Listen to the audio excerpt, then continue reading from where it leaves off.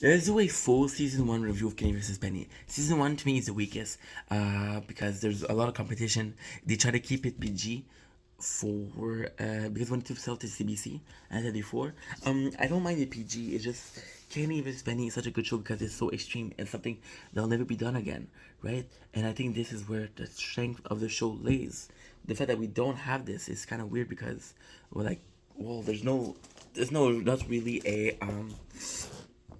identity yet. I think there's a lot of good episodes, there's a lot of good moments. It's really the roots of it, like the concept, like the competition, the humiliation.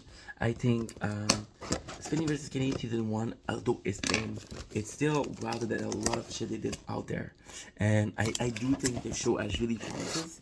I just don't think in the first season we see them do that properly. I think the season one, I mean, again, it's not my favorite season. It's probably the worst season.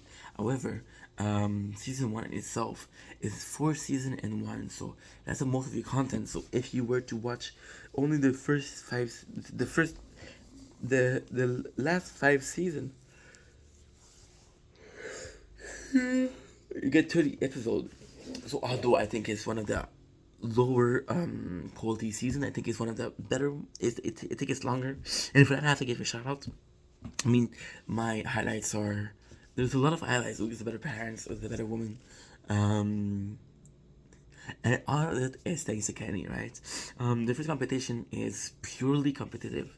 It's less about the guys and more about the competition. It's not about fucking around and more about getting serious. I think there's a public for that. I think, strictly speaking, this is a show like the Amazing Race. The first season is good. It's not the best, but I mean, it has to start somewhere. And I'm glad it started slower and went gradually because at the end they couldn't top it off, right? So that's season one of Kenny vs. Penny. Love you guys. Good night.